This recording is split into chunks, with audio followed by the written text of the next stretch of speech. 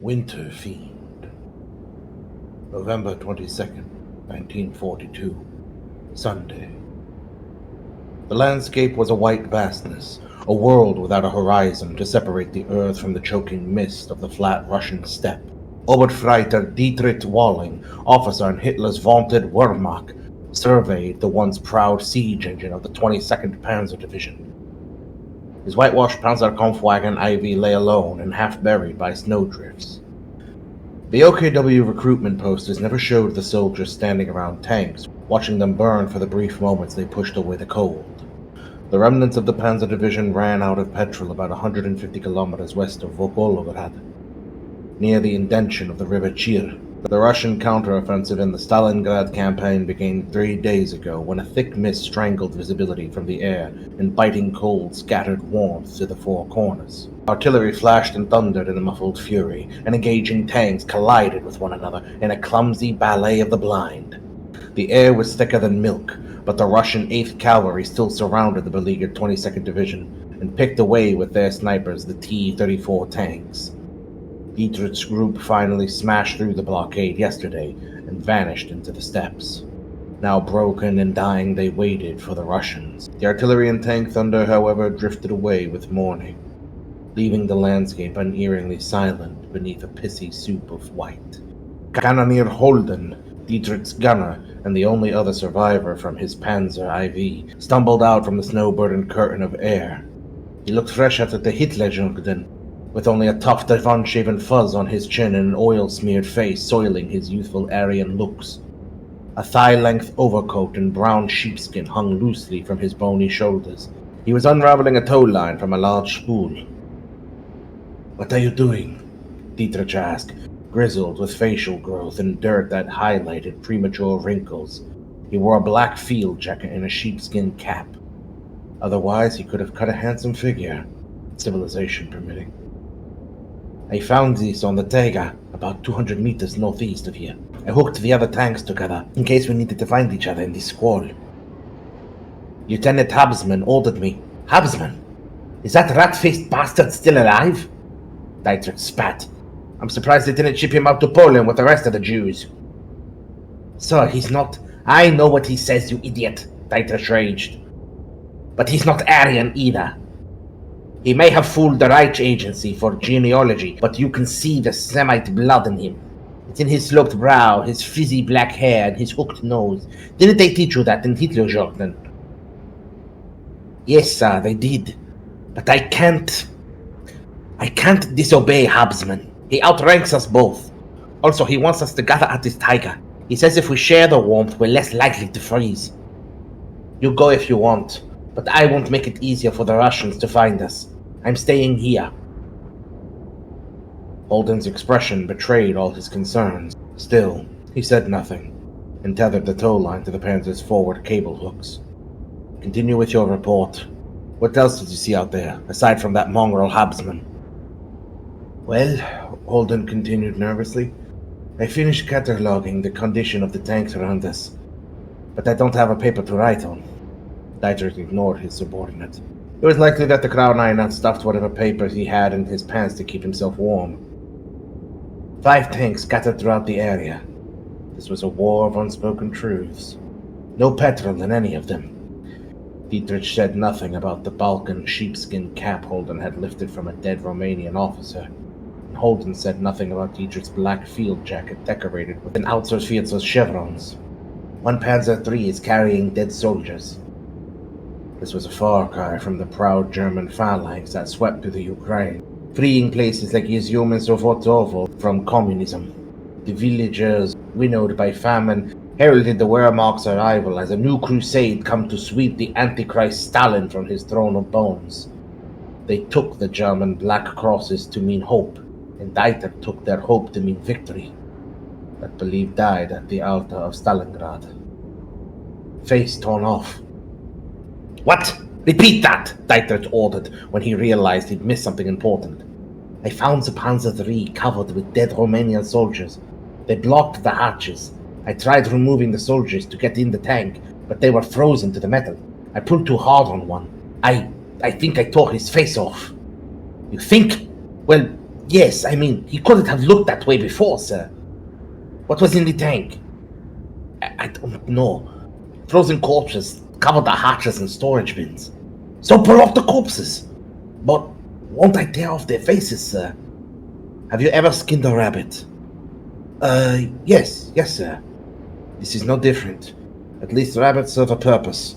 Go back, pull off the corpses, and scavenge what you can. Don't forget to check the fuel tanks under the floor. We can't serve our fuel by dying here. Holden was shocked a moment, then nodded blindly before setting into the curtain of white. And Holden, Dietrich added, say nothing to Habsman if you find anything. We'll barely have enough for ourselves. Understood? 2 hours had passed since Holden had left, and now Oberfrieter Walling suspected his subordinate had abandoned him in favor of Habsman. Dietrich rested in the commander's chair, and he stretched his legs against the main guns with recoil guard. He sat in dried blood, but the thought never bothered him. Ober-Lieutenant Westermeer deserved that sniper bullet when he stood on his chair and stuck his head out the turret hatch. He was already dead when he tumbled back through and splattered the interior with thick clots of blood. At the time, Dietrich ignored the crimson gore on his overalls and continued steering. That was a lifetime ago. Last week. Dietrich found that he grew more inured against the violence with each minute. Not even bits of flesh or blood encrusted on his clothing bothered him anymore.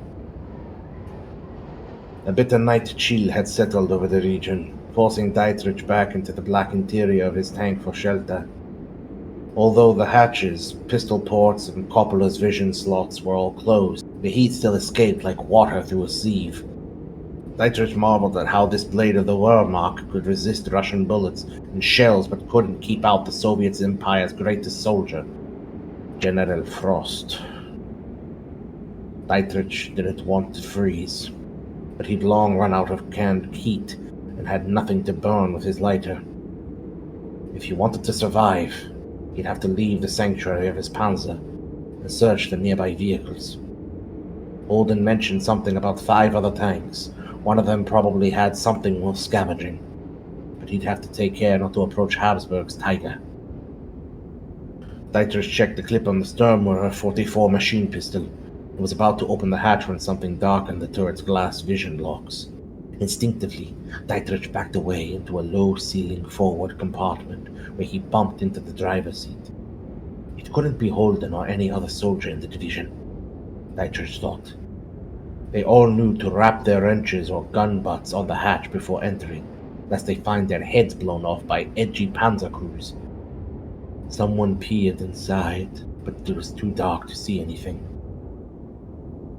A hiss of cold air slipped into the tank, along with a faint wash of winter white. The intruder opened the copula hatch, and Dietrich felt the pit of his stomach drop away, and his blood plummet along with it like a waterfall. Some primordial instinct in the back of his skull screamed for Dietrich to run. This wasn't the enemy. This was a hunter. Carefully, Dietrich reached behind him and ran his fingers along the recess in the ceiling. The copula's hatch was completely pulled back.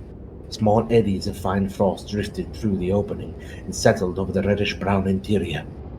Dietrich's questing fingers snagged the latch. He pushed it gently, painfully aware of the low groan it made. But the driver's escape hatch finally opened with a satisfying pop. More cold air slipped through and filled the forward compartment. Quietly, Dietrich positioned himself beneath his exit. He could see a pair of milky white hands that tapered off into serrated claws slip past the copula's hatch. A bear? A clever wolf? Whatever was coming in was doing so head first. Dietrich didn't wait around to see the creature's face. He pushed off the driver's chair, through the hatch and into the bristling cold air. With visibility nearly gone, the howling wind swept away all noise and claimed it as its own. Dietrich looked back at the whitewashed turret just in time to see black jackboots slip through the hatch. Dietrich leapt off the tank and grabbed the tow line, linking to the Tiger. Holding on, he pushed his way through knee-deep drifts into the worsening storm. The drifts grew, slowing Dietrich down, and he pushed through the cold. After what seemed forever, Dietrich arrived at the tiger. It was a petrol guzzler and ungraceful. It wasn't called a furniture van for its elegance. Even now half hidden in a growing snowdrift, it looked unwieldy and ugly. Patches of zimmerit, anti-magnetic mine paste, had fallen away, revealing a molting of grey. The turret side hatch stood wide open. Dietrich pulled himself out of the snow and onto the tiger's skirt. He peered inside the empty tank. The crew must be dead, thought Dietrich, but he had little concern for them now, whether they were. Dietrich exited and unhooked one of the 4 tow lines and led him to the furthest from his own panzer. He took a loose tow line and pulled himself through the snow while winding the excess cable around his shoulder. Whatever stalked him would probably go to the other vehicle still tethered to the tiger, leaving Dietrich safe and alone in his isolated tank. He knew his actions would cost the lives of his allies. That was a sacrifice he was willing to make on their behalf. Besides, not a one was loyal to Germany anymore. Since Stalingrad, the soldiers privately scoffed at the weekly propaganda reports from the Ministry of Public Enlightenment. If the war faltered, it was because Hitler allowed lesser species to fight alongside the German Volk, and because weak men with weak blood fought on the front lines. Indignant and angry, Dietrich struggled through the snow, cursing the Reich for betraying its own dreams. The Panzer III was 6 tons smaller than Dietrich's Kampfer wagon, but it had been fitted with a small 50mm gun. Still, snowdrifts washed up on its skirt, miring it until the next spring. Painted white, it was nearly lost against the blizzard. The only feature that stood out against its surface was the 10 Romanians covering the tank like maggots on a corpse. They were all face down dead and stuck to the exposed metal, blocking the 4 major hatches. Dietrich realized, along with the air intake and exhaust ports, somebody positioned them deliberately. And for a moment, Dietrich found himself appreciating the cold and barren logic that required such action. "I have walked into the lion's den," Dietrich muttered. Whatever was stalking his division had made his home here. But with the storm already covering his trail, Dietrich had no hope of finding his way back. His panzer was his only salvation. Besides, Dietrich continued to himself, whatever barred the hatches did so for a reason. If it was protecting something, then it was worth Dietrich's attention. Dietrich dropped the cape and scrambled up the soldier hunched over the commander's hatch.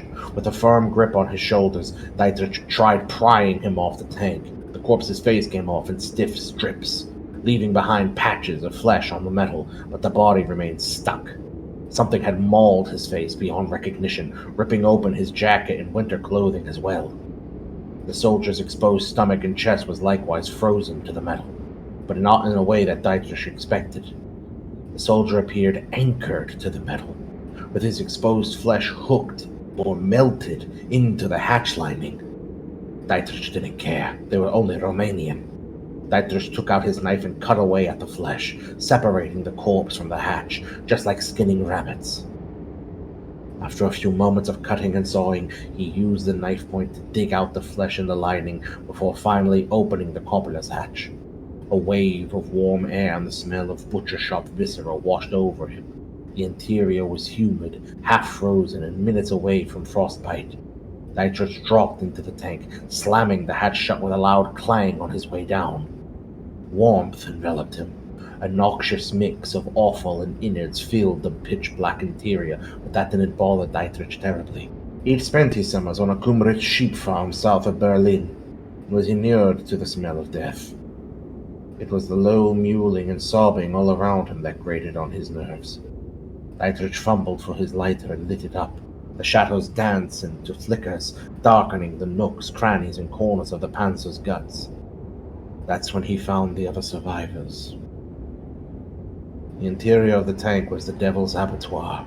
Holden, Habsman, and at least 4 of the soldiers lay stretched out over the equipment. Chairs, ammunition bins, walls, ceilings, and floor. Their bodies had the consistency of warm tallow, drooping and limp. It was as though Satan had smeared them across creation's face with his thumb. 5 different intestines braided around each other and snaked through the interior like Christmas tinsel, while flayed flesh stretched over the walls. More shocking, perhaps, was that the soldiers all had been turned inside out, yet they still seemed to live. Organs pulsed and pumped their precious fluids while they hung from the recoil guard and lay draped over and around the chairs. The mewling came from the flattened faces of Holden and the others, with deflated mouths and vocal cords stretched like washed linen. They could do no more than cry and gurgle. Enunciation was a lost gift. Dietrich shook his head in amazement and muttered, "Magnificent." Despite the carnage, it presented a functional aesthetic, often lost on the battlefield. Dietrich had seen his share of severed limbs and shrapnel eviscerated comrades, but that was fate alone. This was pure function and cold-hearted brilliance. Dietrich's father told him of stories of how ancient hunters split open deer and slept in their innards for warmth when trapped by blizzards.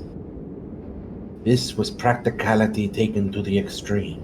The tank's interior had been covered with the gutted but living soldiers whose exposed innards and warm vessels provided warmth. Soldiers outside sealed in any escaping heat. This was calculated in perfect pragmatism. This was what the German army lacked to carry out the 1,000-year Reich. "Aren't you going to salute your superior officer?" a voice asked. It was languid, almost slippery. Dietrich spun around, nearly killing the lighter's meager tongue. Sitting in the radio operator's chair and shadowed by a low ceiling sat an SS Brigandführer und General Major.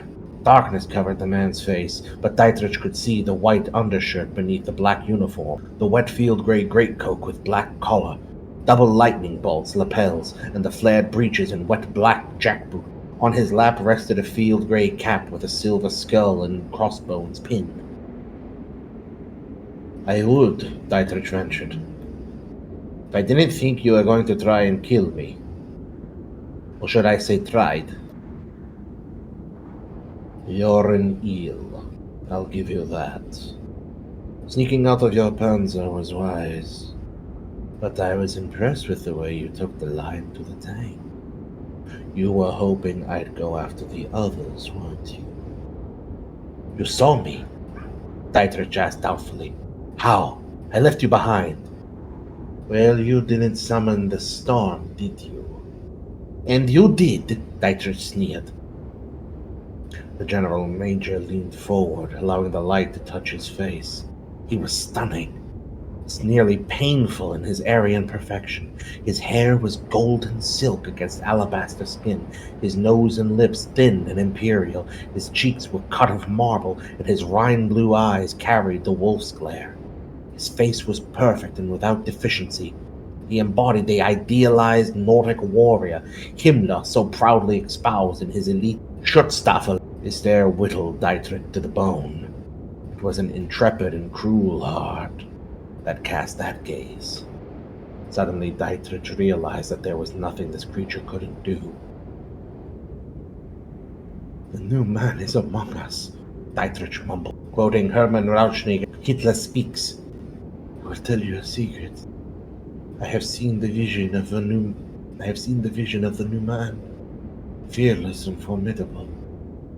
I shrank from him," the General Major concluded. "You read Hitler Speaks?" "It was entertaining," the General Major allowed. "I remember a time," Dietrich ventured, "when I would have followed the Führer into hell. And now, I have seen what it looks like. Russia has been one defeat after another because of Hitler. He's betrayed his promises to us." "You speak treason." "And we are both on the firing line." Dietrich grinned with a look to Holden and the others. "What are you?" he finally asked. "Can you not see it in my face?" the General Major exclaimed with a feral smile. "I am the spirit of your ancestors given blood. I am Nordic heritage brought to the fore." "There's more to it than that," Dietrich ventured. "Yes, there is. But that will come in due time. I've decided to spare you. I appreciate your cunning. It might just help us both survive. What do you mean? Hitler's war isn't our war. Ours is more ancient in the remembering. This advance into Russia was an attempt to regain soil lost to us since the Red Storm swept Russia. Unfortunately, we relied on our kind to fight for us. And that misplaced trust has cost us. Now I must return empty-handed. You're right. Hitler, Himmler, and the rest of them have betrayed you. But they are of no consequence. They served their purpose. But why are you here on this desolate place? I was fighting my enemies when the Russian counteroffensive began, the General Major proclaimed. I protected this place for the while it took me to rest, stay warm, and regain my strength. I'm ready to leave. You were going to be my last meal. But you make a worthier Unterofficer. Willingly, though I don't know who I serve or why. That too will come with time. But I'm offering you the chance for a purity you've never known. You can be like me. Without impediment or soiled body, I offer perfection of thought. That is all you need know for now. If I abandon the army, I will be shot as a deserter. No, the General Major offered. As far as they know, you died here tonight. As far as you're concerned, he added with a fanged grin. They're right. The General Major moved with great speed that killed Dietrich's flames, dousing the tank in darkness. He slammed the Oberfighter down on his back hard. Hot needles ripped into Dietrich's neck, and he felt his blood explode through the wound in a burning but horrifically thrilling torrent. Holden mewled in his ear, but Dietrich could hear only the waterfall rush of blood thunder in his head. The thunder drifted away like the Russian tanks in the mist, however, and Dietrich realized he was shivering from the impossible cold that gripped his bones. He was dying. That's when the General Major pressed his lips against Dietrich's and spit in his mouth. Dietrich's world exploded in a scream.